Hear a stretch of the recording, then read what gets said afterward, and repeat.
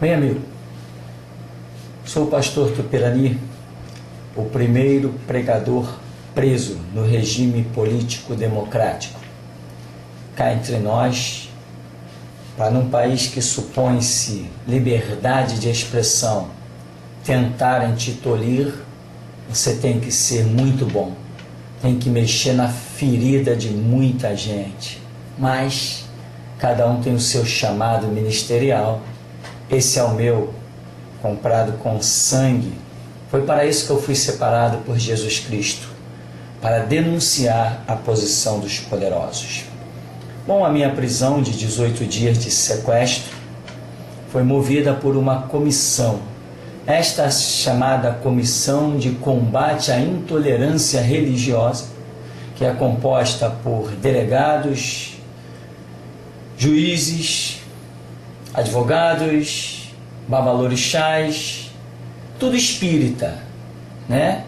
Sem nenhum problema, poderia ser uma comissão de justiça, mas não é, na verdade, uma comissão de justiça nem de combate à intolerância. Isto é mentira. Ela é uma comissão completamente intolerante, que não aceita que falem nada contra os conceitos dela. E nós sabemos que todos nós que temos uma vida pública temos que ser suscetíveis aos aplausos e às vaias. Afinal, neste grande circo chamado mundo, todo mundo é aplaudido ou é vaiado. E assim funciona a sociedade. Quem não quer ser vaiado ou aplaudido, que não se meta em vida pública. Nesse país falamos mal do presidente, falamos mal de governador, falamos mal de padre, de papa, de arcebispo, de cardeal, de pastor, de tudo que é político. Falamos. Se você ligar a rádio aí, na Band News, você verá que os jornalistas estão arrebentando, por exemplo, atualmente com o presidente Lula. 34 milhões gastos em armamento, e os jornalistas estão dizendo, como o Boechat, para quê? Estamos em guerra? Enquanto que os hospitais estão nesse caos, as escolas, professor em greve, tudo um caos, a segurança pública é um caos, e 34 milhões em armamentos. Tem jornalista que diz até que foi 52 milhões, mas, enfim, o que eu quero dizer é que nesse país todo mundo é suscetível. Todo mundo é alvo ou de crítica ou de aplauso, se não quer que não se meta em vida pública. Então, nós temos aí na sociedade vários conceitos religiosos. Ora, quanta gente não me critica, quanta gente não me chama de louco, de fanático, de ladrão. Meu amigo, entra por um ouvido e sai pelo outro, e eu vou vivendo a minha vida, estou de pé, e bem de pé, como se vê, que até aqui me tem ajudado o Senhor, o Todo-Poderoso. Então, quem não quer críticas de público, que não se meta com público. Então, eu tenho a língua afiada.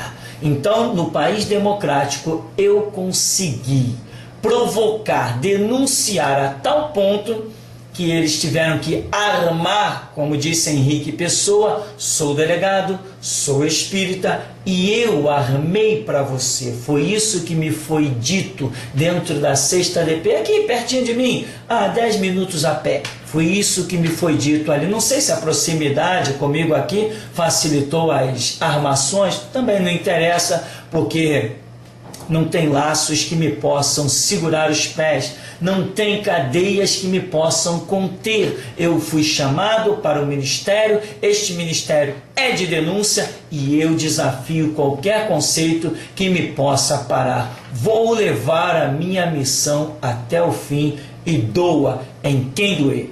Esta comissão da qual eu estou falando é uma comissão, na verdade, intolerante. O grupo de espíritas contidos nesta comissão se mancomunaram e vieram contra os meus trabalhos da internet. Mas você que acessa os meus trabalhos na internet, você não vê o que eles viram. E olha, o mais fantástico é que o Ministério Público acatou o pedido de prisão. Que coisa impressionante, né? Mas espera, porque a parte do Ministério Público vai chegar. O melhor pedaço eu estou deixando para o final. O melhor pedaço fica para o final. A dona doutora juíza Maria Elisa Peixoto Lubanco decretou a minha prisão. Eu passei 18 dias preso, e que ninguém pense que isso vai ficar por isso mesmo. Não, tem muita briga pela frente. Calma, mas tudo é um por um, como eu já tenho prometido em vídeos anteriores, é um por um, tá? Então, quem eu sou? Eu sou um pregador da Escritura Sagrada. Eu estou aqui diante para minha tela de computador, meu LCD, 17 polegadas. Eu tenho textos que eu vou ler para você, são textos dos trabalhos que estão na internet. Veja bem, existem várias ideologias. Hitler teve a dele, eu considero ele um louco. Se Hitler fosse vivo, olharia para mim e dizia, não, louco é você. Stalin teve uma ideologia, eu digo, aquele camarada era um maluco, não merecia viver. Se Stalin fosse vivo hoje, ele diria que eu não mereço viver. Pegaria o exército dele e mandaria me matar. É assim que acontece ideologias, sabia? Só que a ideologia do Evangelho, ela não discrimina a pessoa de ninguém. Porém, o Evangelho discrimina, sim, conceitos que, segundo a Escritura, são considerados pagãos, satânicos. Então, muitas dessas coisas são ditas, mas nenhum ser humano nesta nação pode apresentar-se perante mim e dizer que eu o tenha ofendido pessoalmente. Agora, quanto a conceitos ideológicos, conceitos doutrinários, religiosos, com certeza sou culpado. Não tolero, não desce na minha garganta nenhuma doutrina a não ser o Evangelho de Jesus Cristo. Por quê? Porque dos outros pratos, um dia eu comi, das outras águas bebi, e agora eu digo, daquelas águas não beberei jamais, porque eu sei a diferença. Eu nasci espírita, fui católico praticante, hoje, por opção e liberdade, sou crente há 23 anos. E não adianta que eu não vou mudar a minha retórica. Por quê? Porque eu conheci os outros pratos. Hoje o prato do Evangelho me satisfaz plenamente e me dá todas as respostas. Hoje eu me considero livre e não escravo como outrora. Bem, o vídeo é muito rápido. Vamos aos textos? Anote aí. Êxodo capítulo 20, até do verso 1 até o verso 6 diz, então falou Deus todas estas palavras, dizendo, eu sou o Senhor teu Deus, que te tirei da terra do Egito, da casa da servidão. Não terás outros deuses diante de mim. Não farás para ti imagem de escultura, nem alguma semelhança do que há em cima nos céus, nem embaixo na terra, nem nas águas debaixo da terra. Não te encurvarás a elas, nem as servirás, porque eu, o Senhor, teu Deus, sou o Deus zeloso que visita a iniquidade dos pais nos filhos, até a 3ª e 4ª geração daqueles que me odeiam. E faço misericórdia a milhares dos que me amam e os que guardam os meus mandamentos. Está aí, só essa primeira retórica de Êxodo capítulo 20 está dizendo aí que isso é iniquidade, as imagens de escultura. Eu não vou deixar de pregar isso, porque é nisso que eu creio e é isso que há 23 anos eu prego. Vamos lá, Deuteronômio 18, a partir do verso 9 até o verso 13, diz: quando entrares na terra que o Senhor teu Deus te der, não aprenderás a fazer conforme as abominações daquelas nações. Entre ti se não achará quem faça passar pelo fogo o seu filho ou sua filha, nem adivinhador, nem prognosticador, nem agoureiro, nem feiticeiro, nem encantador, nem quem consulte a um espírito adivinhador, nem mágico, nem quem consulte os mortos. Pois todo aquele que faz tal coisa é abominação ao Senhor, e por estas coisas o Senhor teu Deus os lança fora de diante de ti. Perfeito serás, como o Senhor teu Deus. Bem, é o texto bíblico. Eu tenho direito a pregar, eu tenho direito a falar dele. Agoureiros, prognosticadores, quem invoca os mortos. Eu não tenho nada contra quem invoque os mortos, que invoque o cemitério inteiro, é problema de cada um. Pode invocar o que quiser, eu não tenho nada com isso. Porém, tenho o direito de abominar uma doutrina que leve uma pessoa a invocar os mortos. Por quê? Porque creio nessa ideologia que compactua com a Escritura. É nisso que eu creio. Para mim, a Bíblia é a palavra de Deus. Foi ela que me pôs de pé, foi ela que me curou, foi ela que me deu dignidade. Então, senhores, procurem outro caminho. Cortar a minha língua não é possível. Diz então aqui, seguindo o Salmo 115, a partir do verso 2 até o verso 9. Porque dirão os gentios, onde está o seu Deus? Mas o nosso Deus está nos céus, fez tudo o que lhe agradou. Os ídolos são prata e ouro, obra das mãos dos homens. Tem boca, mas não falam. Olhos têm, mas não veem. Tem ouvidos, mas não ouvem. Narizes têm, mas não cheiram. Tem mãos, mas não apalpam. Pés têm, mas não andam. Nem som algum sai da sua garganta. A eles se tornem semelhantes os que os fazem, assim como todos os que neles confiam. Israel confia no Senhor, Ele é o seu auxílio e o seu escudo. É nessa ideologia que eu creio. Eu creio que quem adora as imagens de escultura está morto semelhante a elas, como diz aqui o Salmo 115, que eu estou lendo na tela do meu computador, que é texto bíblico que eu retirei das Escrituras. Eu vou pregar isso enquanto eu viver, e meus dias, acreditem, ainda são um pouco longos. Não que me agrade tanto viver tanto tempo, porque eu sei o reino a que eu pertenço e anseio ir para lá. Mas esse é o texto. Será que eu não tenho direito a ler e colocar na internet um texto que eu creio? Eu não tenho direito a compor as minhas próprias escrituras e poesias e colocar o que eu penso?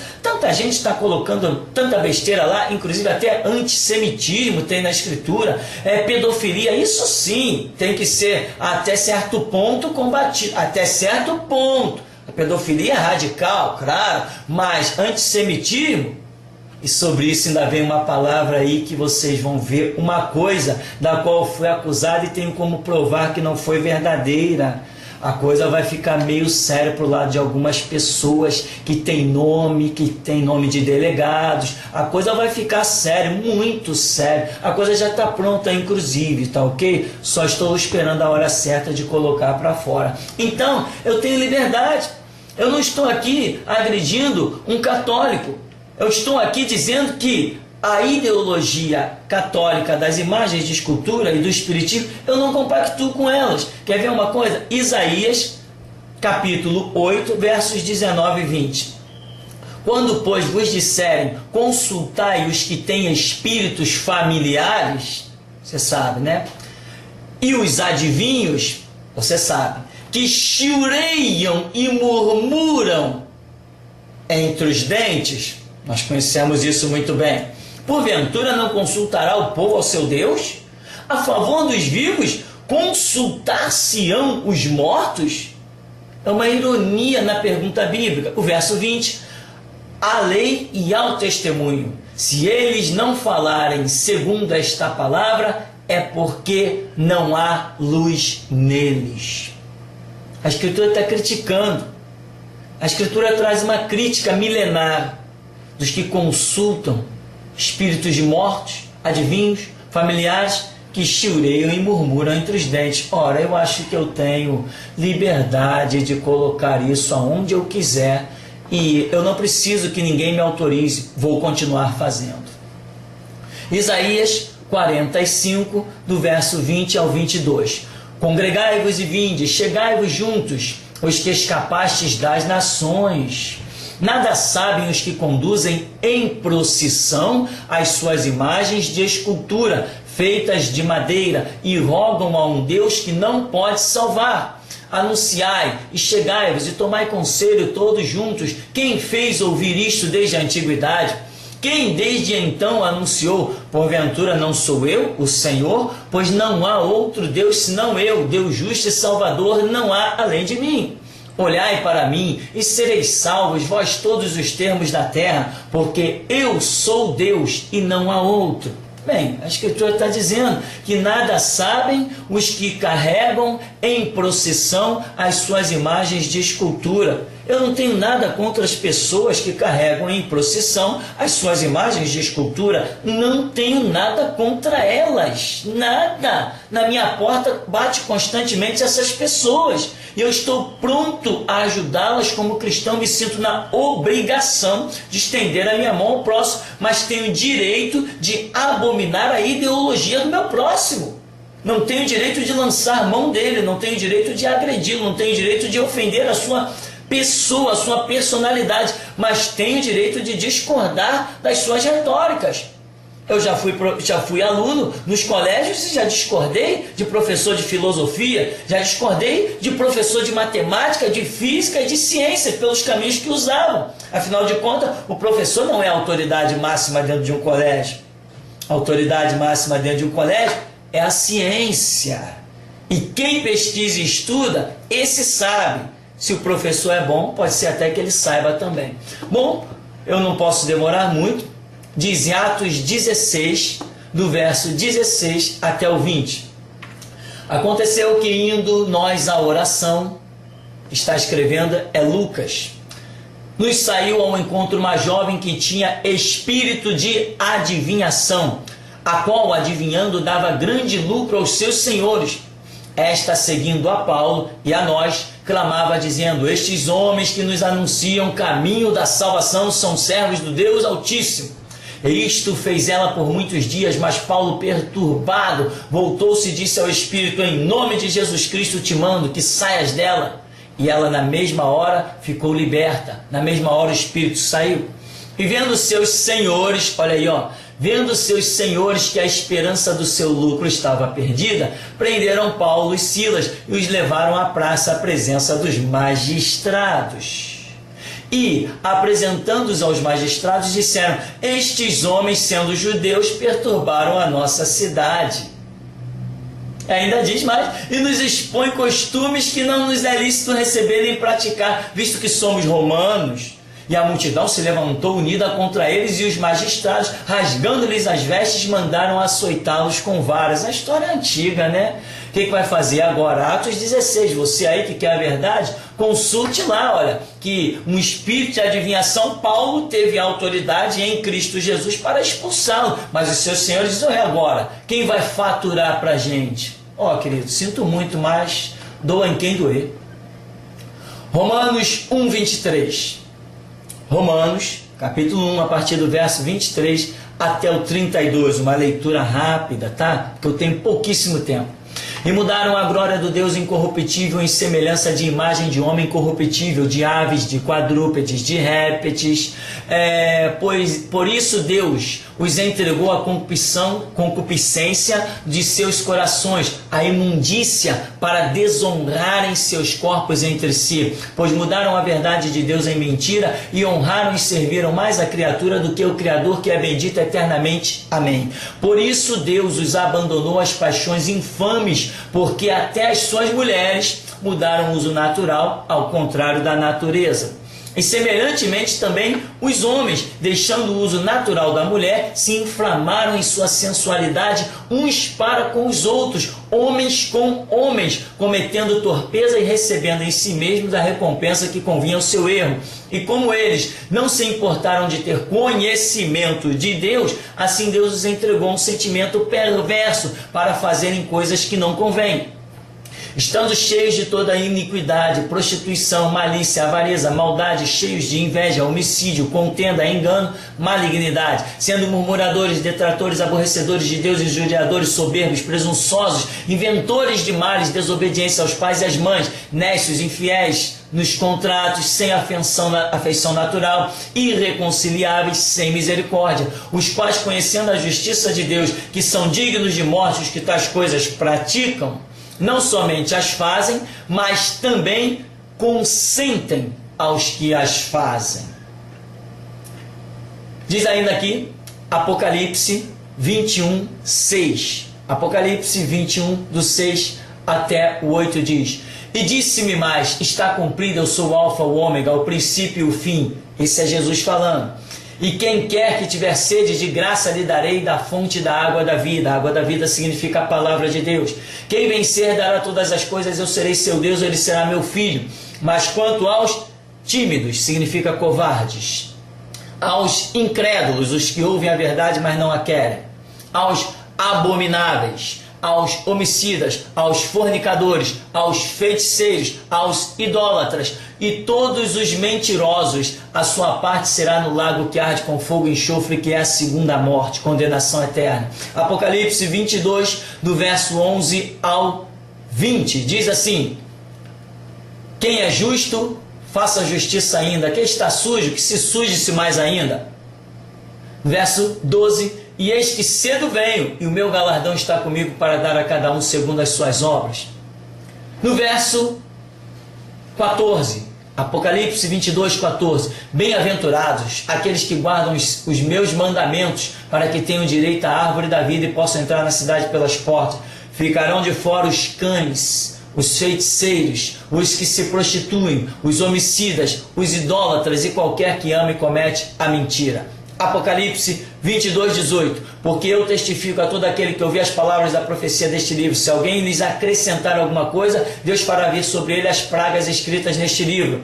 Se alguém tirar qualquer coisa das palavras desta profecia, Deus tirará sua parte do livro da vida e da cidade santa que estão escritas neste livro. Apocalipse 22, 20: aquele que testifica estas coisas diz: certamente cedo venho, ora vem, Senhor Jesus.